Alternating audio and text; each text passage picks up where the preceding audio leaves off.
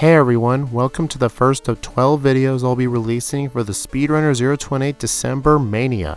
Today we'll be seeing how fast the Kanto legendary birds, Articuno, Zapdos, and Moltres can beat Pokemon Red in a solo run. The rules I use for these solo runs are in the description, but the basic ones are that I can only use my main starter in battle, no items in battle, and no using the TM for double team until level 100. But with the legendary birds, I highly doubt I will. So let's get into the video, shall we?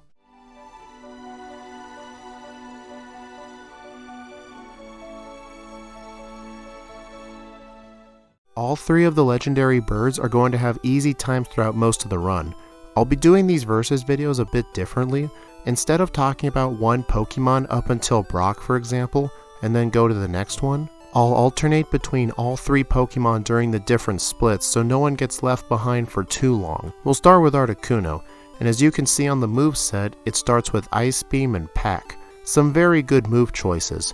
Ice Beam for great stab damage, chance to freeze, and Peck for another stab move with lots of power points and super effective damage on the bug types in Viridian Forest. Articuno has a base stat total of 485, with the Gen 1 special for Articuno being its modern special defense. So after the special split in Gen 2, Articuno technically got worse, but that's a conversation for another day. Via level up, we get Blizzard at level 51, then Agility at Mist at level 60. We don't get those moves for a while since we obviously wouldn't normally get an Articuno till level 50. All the other legendary birds have similar base stat totals too. Zapdos has 490 while Moltres has 495. They all have 125 special.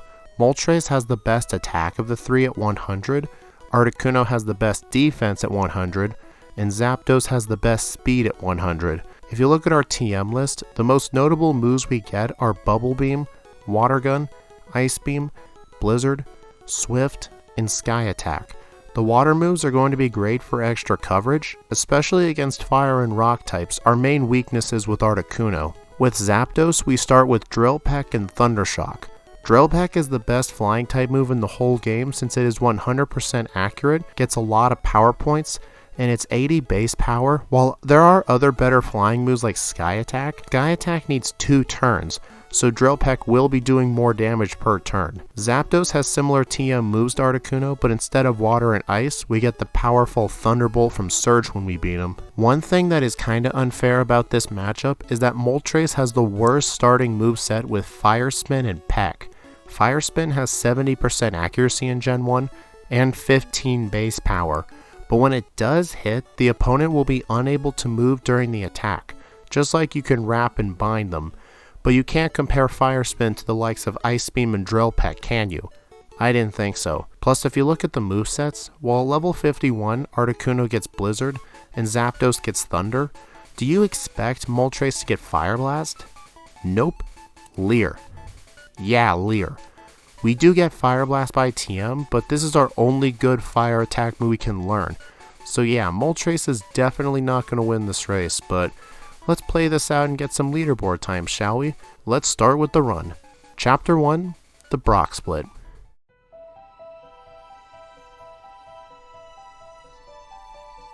Articuno just heads straight to Brock while fighting only the mandatory Bug Catcher as well as the Junior Light Years trainer just for the very easy abundant XP he provides, and defeats Brock's 2 Pokemon with 2 Ice Beams for an easy split of 3 minutes and 14 seconds. Zapdos and Moltres obviously can't do Brock on near minimum battles, and they both have to do some training. Zapdos fights the 2 optional Bug Catchers in the forest, as well as the Junior Light Years trainer and even the optional rival battle back on Route 22. After all of this, Zapdos takes on Brock at level 10. The plan here is to spam Drill Peck to slowly take out his Geodude.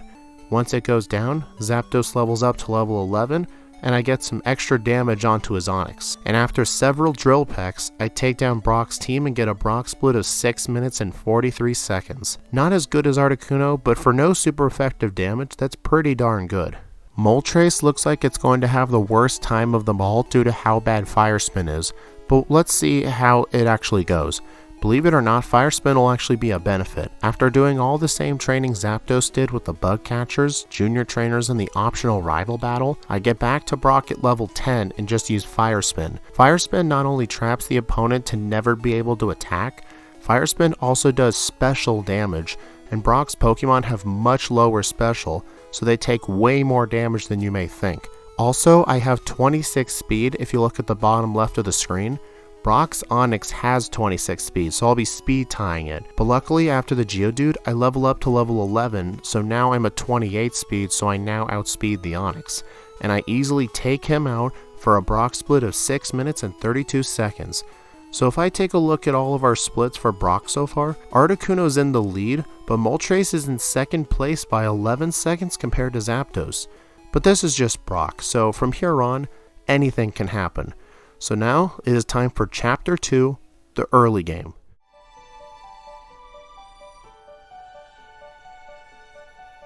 Throughout Route 3, Articuno still steamrolls everything up to Mount Moon. I do a couple of things in here for Articuno. I pick up the TM right here, which is Water Gun. This will give Articuno some great coverage, as well as some more power points to utilize, since Ice Beam just has 10 power points, and Peck isn't going to be enough for everybody. Plus, Water Gun will utilize our much better special than our attack, so that's good. Even though we are powerful, the next gym leader is Misty, and I have no super effective damage for her, so I fight some easy trainers here that are full of experience, like this super nerd with a Magnemite and a Voltorb, as well as the hiker here with 2 Geodudes and an Onix. Those are the only 2 optional trainers that I fight in here, and after I defeat the Rocket Grunt and Super Nerd, I can very easily get out of here, after picking up the Helix fossil of course. When I enter Cerulean City, I'm faced with 2 choices. Do I do Rival 2 or Misty? Bubble Beam will be really valuable to Articuno, but with no super effective damage as I stated earlier, and Misty Starmie having a great special and being at 56 speed, it is going to outspeed us and probably knock us out with Bubble Beam, so I do Rival 2 instead. He starts off with his Pidgeotto, which for most Pokemon is hard, because the Pidgeotto will most likely survive a hit and get off a Sand Attack, but for Articuno it's just a simple one-shot with Ice Beam, and the rest of his team is gone as well, except that the Charmander survives a Water Gun surprisingly, but all it does is use a single growl. While Articuno takes on the Route 24-25 trainers to Bill, let's see how our second place Moltres does to this point. Peck will do great damage on the Route 3 trainers, and then in Mount Moon I fight the Magnemite Voltorb Super Nerd for the great XP. I have to use Fire Spin on him since the electric type resists the flying type. I also fight the Bug Catcher right next to him just for the easy one-shot experience. Plus, if any of these legendaries are going to struggle with Misty, it's going to be Moltres. Zapdos has Thundershock, we don't have to worry about him. At the end of Mount Moon after the Super Nerd, I leave the caverns at level 17. That is a better level than I left with Articuno. Since we obviously can't beat Misty right now, I choose to defeat Rival 2 like Articuno did. I go for Peck on Pidgeotto, which appears to be a 4-hit, but I sadly get hit with Sand Attack. And while my attacks will be probably missing a lot, my attack is also being boosted, since Sand Attack activates the Badge Boost glitch, and with the Boulder Badge, my attack stat gets the reapplied 12.5% boost, and I'm able to deal more damage and win on the first try. With Zapdos, unlike Moltres and Articuno, I enter Misty's gym right away.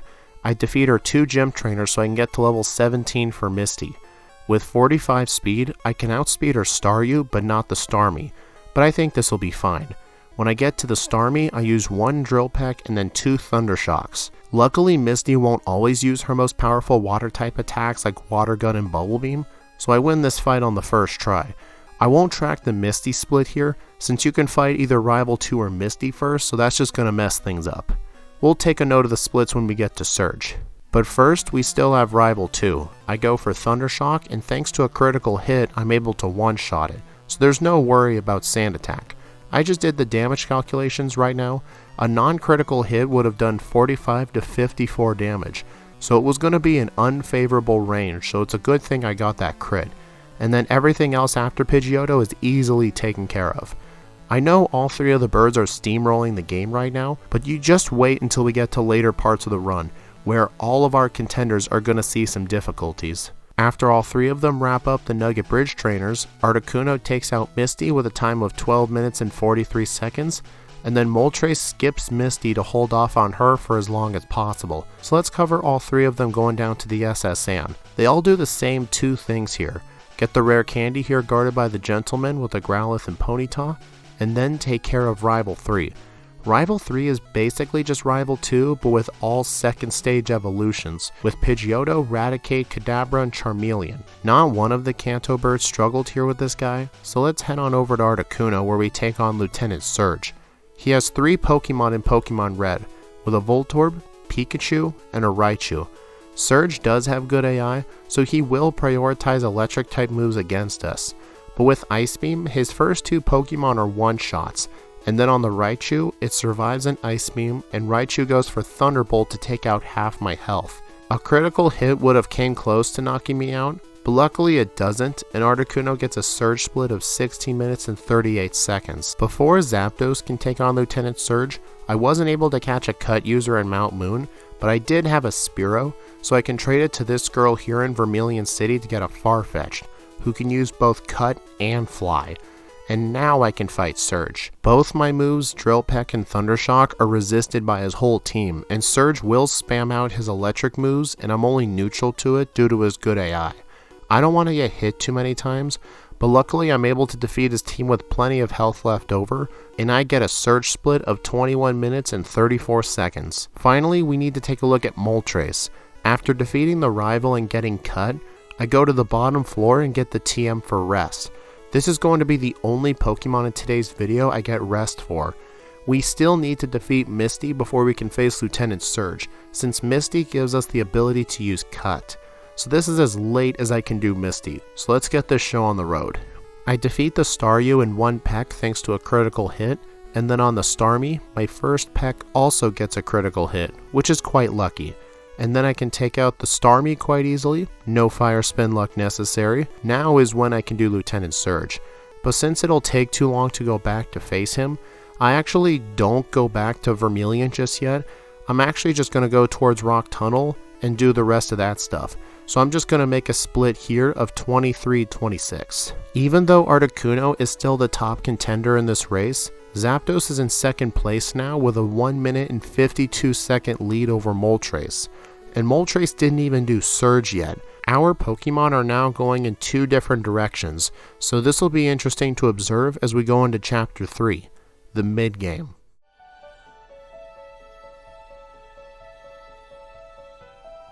Next up is the Rock Tunnel part of the run. Articuno at this point is the only Kanto bird with a full moveset of Ice Beam, Peck, Water Gun, and Bubble Beam.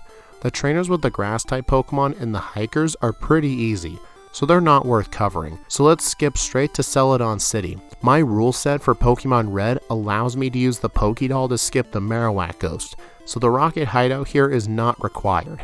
I just go to the department store, buy some Super Repels and Super Potions, and I just walk out. I'm not going to be buying any vitamins yet since I don't have much money at this point. I get the PP up that is here in Celadon City for later. Actually, scratch that. I do go back to the department store because I forgot to buy a fresh water for the Saffron City guard. And I just buy a single vitamin while I'm here because why not?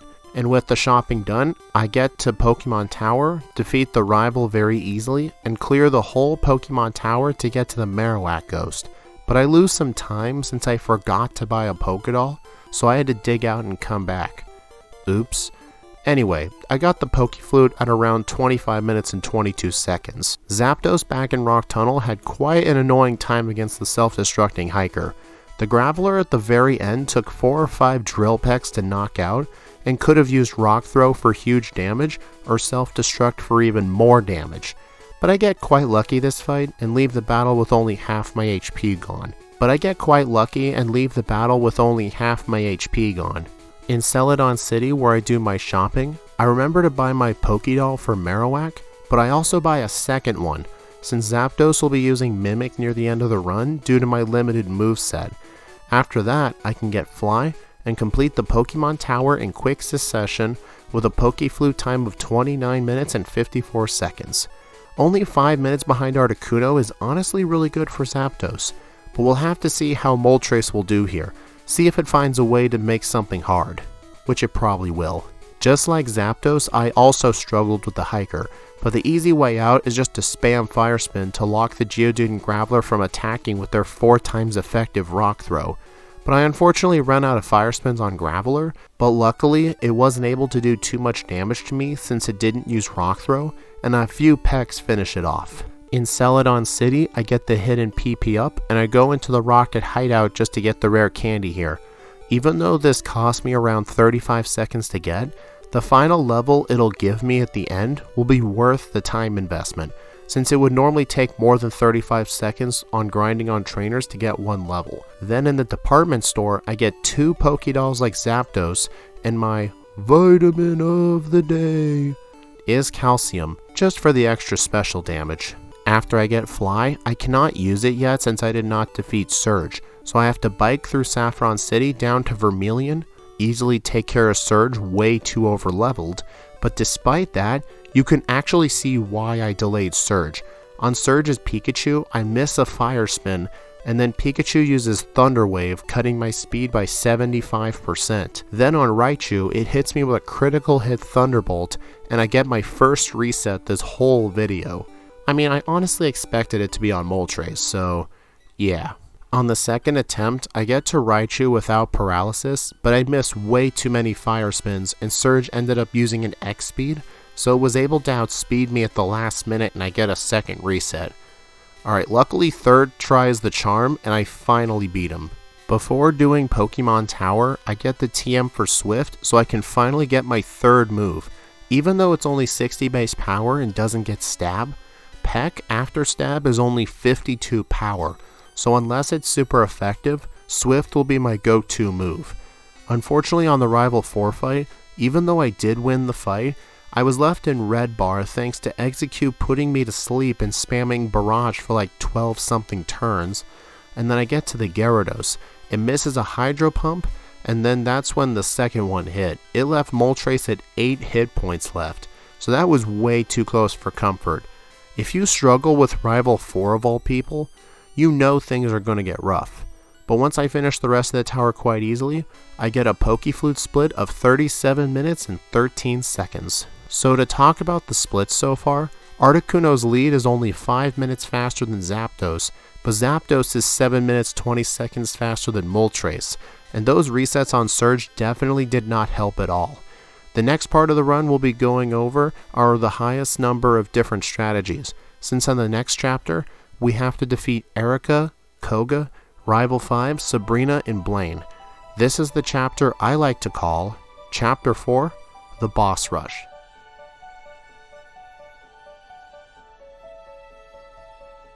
In this chapter, since the 3 runs will be all over the place, I'm going to talk about Articuno first. After I get the Pokeflute, I go down through Cycling Road, get the rare candy and PP up, and then go through the Safari Zone where I get the full Restore, Protein, Gold Teeth, and Surf. The next gym leader I choose to take on is Erica. With a super effective Ice Beam, I'm able to have a very easy time with her. Next up is the gym leader Koga. I actually have to fight all the gym trainers in here since Articuno is falling behind on levels, and these trainers have a bunch of weak psychic types, Sandslash, and Arbok, so they're able to be quickly knocked out for easy XP. On Koga, I used Bubble Beam on the weak Coughing for the 2 hits, and then on Muck, I used 1 Ice Beam and finished it off with Bubble Beam. I would have just spammed Ice Beam the whole fight, but since I didn't use an Ether on Ice Beam before the fight, which I should have, I decided to use moves besides Ice Beam for a change. After Koga and getting the ability to use Surf and a badge boost to my speed, I get the HM for strength and do Sylph. There are a lot of Rocket Grunts to grind on if I need to as well, and a bunch of vitamins too. But today, I just defeat the mandatory Rocket Grunt, get the card key, go to the 7th floor to get a free calcium, and then on the 10th floor, I defeat this Rocket Grunt right here because he's guarding a free Carbos and a rare candy. My speed stat is great, I mainly just did this for the rare candy, but I may as well get the Carbos while I'm here. Then I use the vitamins and take on Rival 5.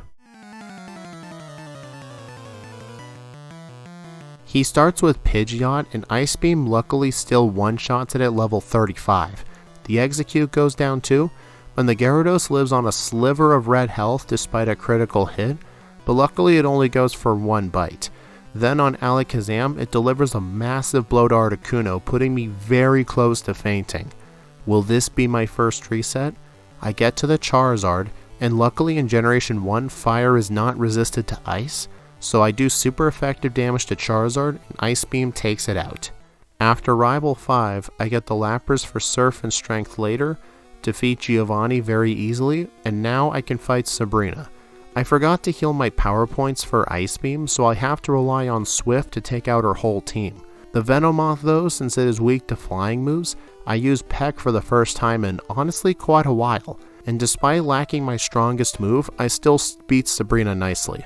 Right next door is a place called the Fighting Dojo, which is filled with a bunch of close together trainers all around level 30, and I was able to get to level 40 on them, which is in preparation for Blaine, which I have a huge type disadvantage against, especially with Fire Blast, so let's see how it goes.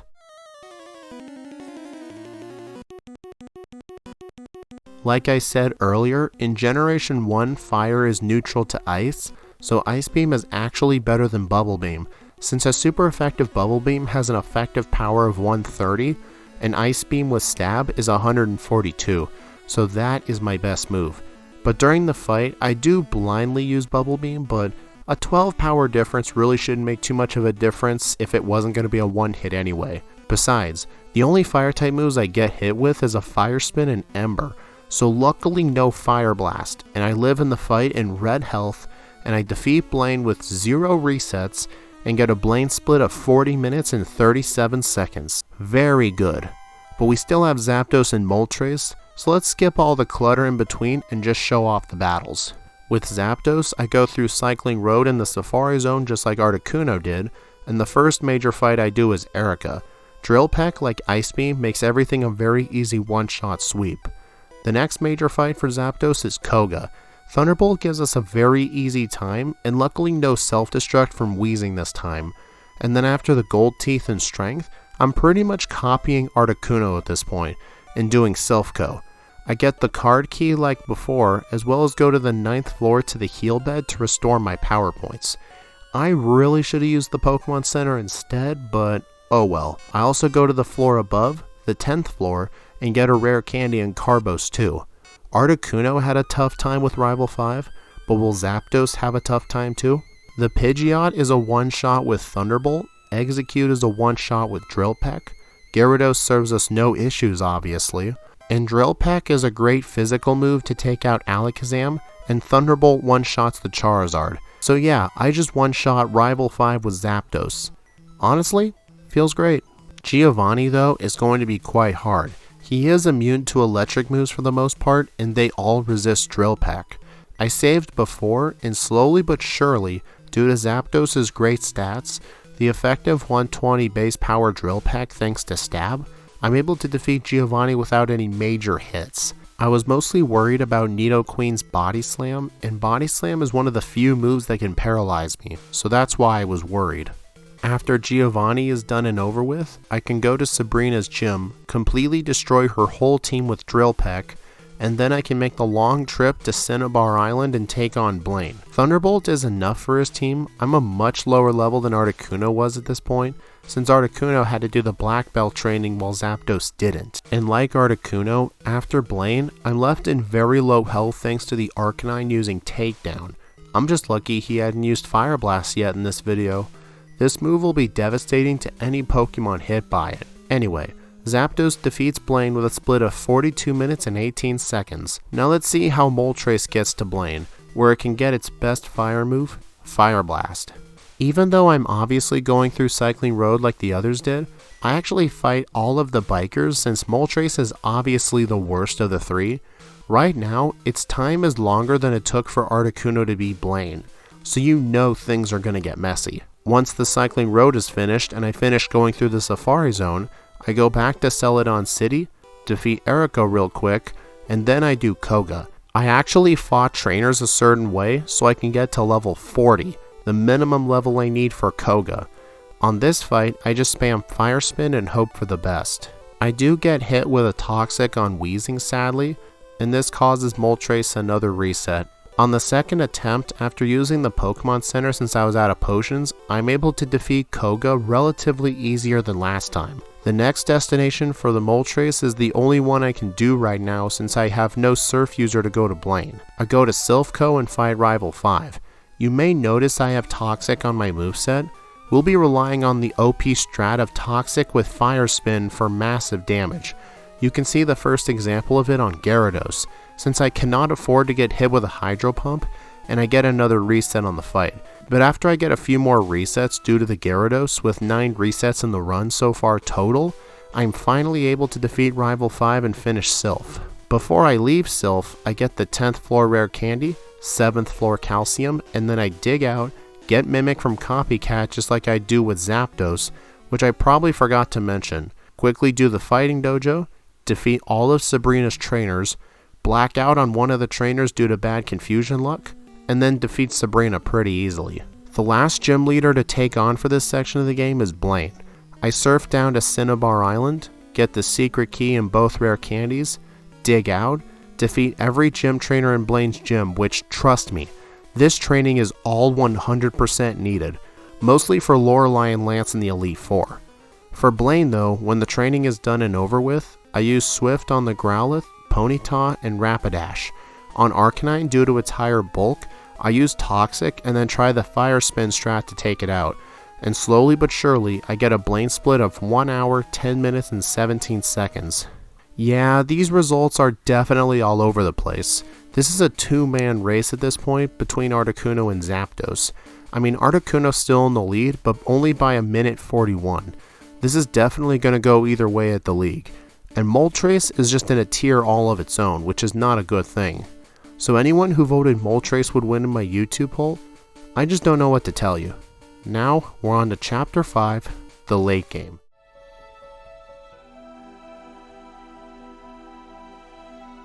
In the late game, we just have to take on Giovanni and Rival 6 and make it through Victory Road.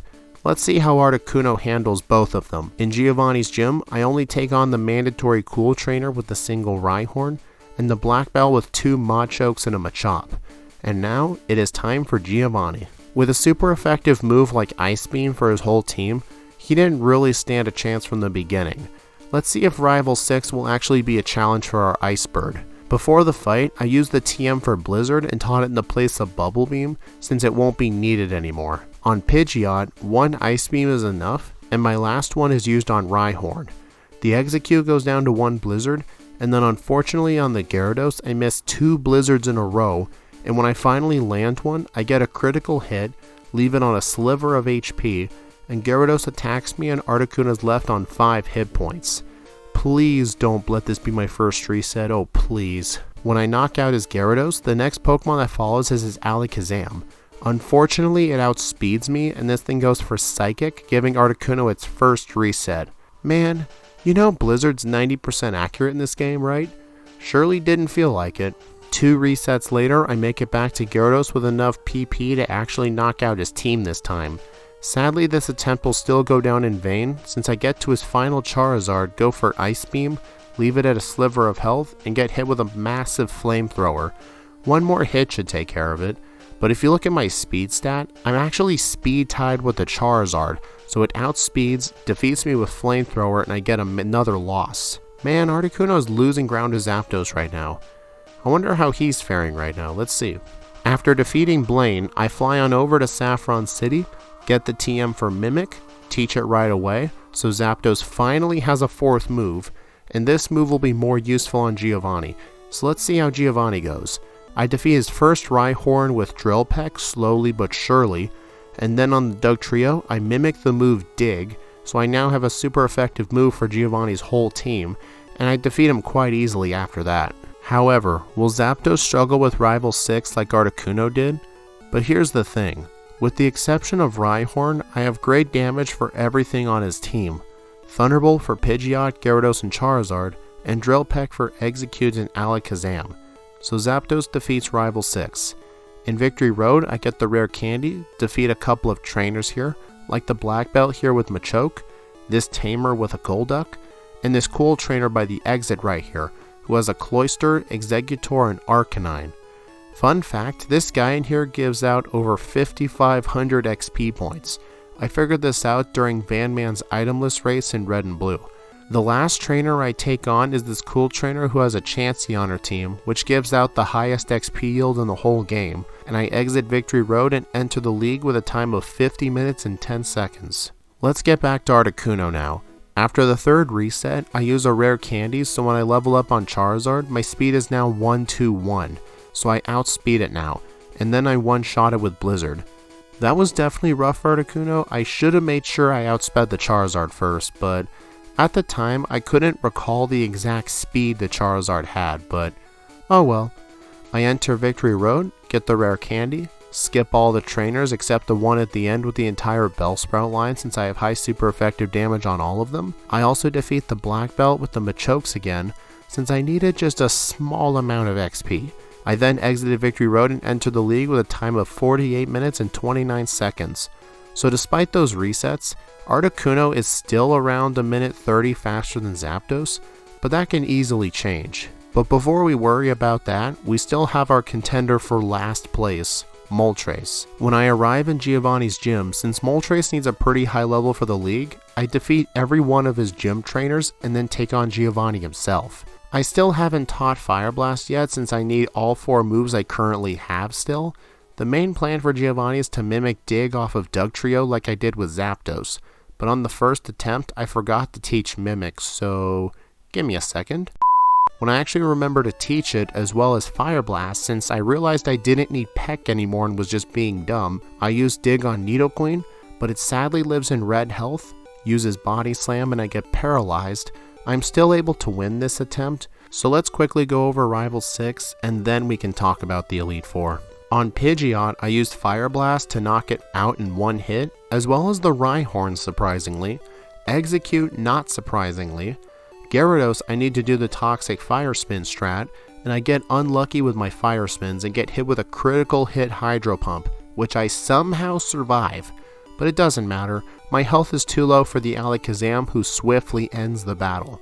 On the second attempt, the same thing happens where I get to Alakazam in very low health, but unfortunately for me, I quickly knock out the Alakazam, and then on Charizard, I used one Toxic, and then the one turn it had to kill me, it just used Leer. And with enough Fire Spins, I knock out the Charizard, and I can go through Victory Road, get the rare candy, defeat the Chansey girl like I did with Zapdos, the Victory Bell trainer just below, and then I enter the Pokemon League with a time of 1 hour, 21 minutes, and 3 seconds. So with all 3 of our contenders in the league, let's move on to the final chapter of this race. The Elite Four, let's do this shit. I'll talk about each Elite Four member for all 3 of our contenders at once, and then when all 3 of them are done, we'll move on to Agatha and so on. Starting with Articuno, I had to fly to the Rocket Hideout before entering to get another rare candy, so I need to be level 55 for this fight and teach Agility in the place of Peck. I use all 3 agilities on Dewgong to badge boost my other stats, so I can do more damage to the rest of her team, but I reset due to the growl I got with cancelling out my attack boosts. 2 resets later, I just choose to defeat the Dewgong and Cloyster right away so I can set up on the Slowbro since its only damage move is Water Gun, but however, once I defeat it, I realized I've been hit with a bunch of growls, so I'm not able to one-shot the Jinx and it paralyzes me with Body Slam, which is just a recipe for disaster. My current moveset will just not work for Lorelei, so I buy some calciums and a Pokédoll at the mart, and I get Mimic from the girl in Saffron City. And when I enter back into Lorelei's chamber, I set up on the Dewgong, take it and Cloyster out, and then on Slowbro, I Mimic Amnesia, set up with that too, and I can easily take out her whole team. Man, this is really setting Articuno back. I honestly feel kinda bad, but I didn't predict Lorelei being this difficult. Zapdos, on the other hand, has a much better typing to deal with Lorelei. Sadly, I get one loss here due to Thunderbolt just barely getting the one-shot, but I do get it on the next try though. Moltres will obviously have the hardest time here. I enter here at level 64, and I two-shot her first 2 Pokemon with Fire Blast. I then Mimic Amnesia, set up, and then spam Fire Blast all the way through her team. Okay, this wasn't as hard as I thought. Next up is Bruno. Ice Beam for Articuno just one-shots everything on his team. Zapdos, on the other hand, had to use 9,000 Drill Pecks to knock out a single Onix. And then when I get to his Hitmonchan, I can mimic Ice Punch for the other Onix. And then every other Pokemon on his team is a one-shot with Drill Peck. With Moltres, Fire Blast one-shots the Onix, I mimic Ice Punch like Zapdos did, and then just easily one-shot everything. Except the Machamp somehow lived on like 1 or 2 HP. But oh well. Moltres is not doing that bad in the league, although you gotta remember, the reason I'm not doing as bad is because I knew it was going to be bad, so it's why I had to get those levels. Now we're at the Agatha lottery. Good news today is that Articuno and Moltres had a very easy time with Agatha. Zapdos got the short end of the stick, and I got bad luck against the first Gengar. So even though I won the battle on the first try, I was in red bar for the whole fight, and the second Gengar didn't help things out too much. And now I have a Toxic on me, but oh well. At Lance, Articuno gets some bad luck on the Gyarados with Blizzard misses, but past that, everything is weak to Ice, so there is nothing to worry about. Zapdos doesn't have to worry about the Gyarados obviously, so much so that I literally set up my agilities on it. And then once the Gyarados is down, the Dragonairs go down with Drill Peck, Aerodactyl to Thunderbolt, and Dragonite with 2 Thunderbolts. Now just Moltres before we cover the champion battle. With Moltres, Gyarados has always been a problem, but for this fight, nope, just 2 flies take it out. Then on the Dragonair, I mimic agility so I can set up with it, and then 1 Fire Blast takes it out. I try and see if a fly would take out the second one, but sadly it doesn't. And then on the Aerodactyl, I use 2 Fire Blasts, luckily it misses its takedown, and then on Dragonite, I used Fly to deal around 3/4 of its HP. It goes for Hyper Beam, I survive at 57 hit points, it has to recharge, and I can use another Fly, and I defeat Lance on the first try. Now we have one more opponent to face. It is now time for the champion. Cue the intro.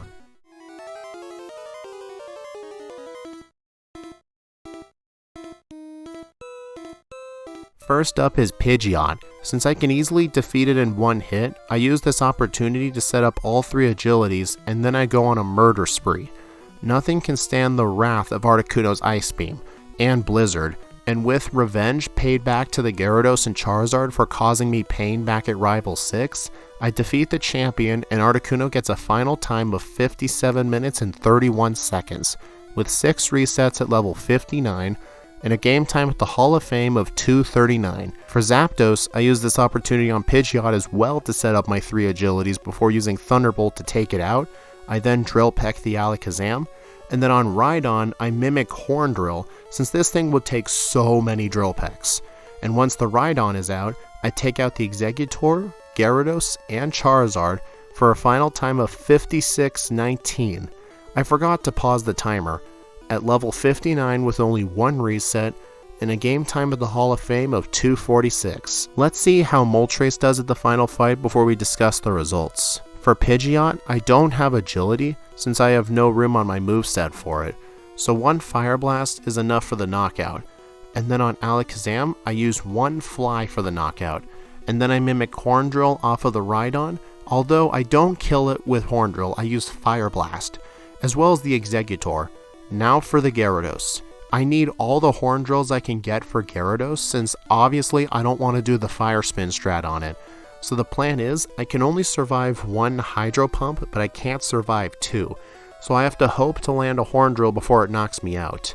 I didn't get it this attempt, but when I'm 14 resets into my run overall, I get my Horn Drill to land, and with Charizard down, Moltres defeats the champion with a time of 1 hour, 29 minutes, and 15 seconds, with 14 resets at level 67, and a time at the Hall of Fame of 3:57. Let's talk about the final results now. Zapdos gets first place in the race, which to be honest is not really fair to Articuno. If I didn't leave the league to get Mimic, it would have gotten first place easily, but for this video, even if I declare the winner as Zapdos, we all know Articuno's the true winner. So for those of you in the polls, both Zapdos and Articuno win this race. I'll probably redo Articuno one day on stream, we'll see. All of you who voted Moltres, what's wrong with you? Anyway, this was still a fun race to do. I hope y'all liked and enjoyed the video. I tried out a new method of scripting these versus races, so I talk about all the Pokemon more often, and closer to each other so we don't go into 10 minutes without seeing somebody. Let me know in the comments if you like it. However, even though the race is over, this is only the start of December. We still have 11 more videos to go, one for each game I do currently. Plus at the end of the year, we will be doing the Pokemon Yellow Randomizer Community Race. Please like, comment, subscribe if you want to see more. Make sure to follow my socials or support me on Patreon or YouTube memberships. Links are down below. Thank you all for watching, and I'll see you in the next one.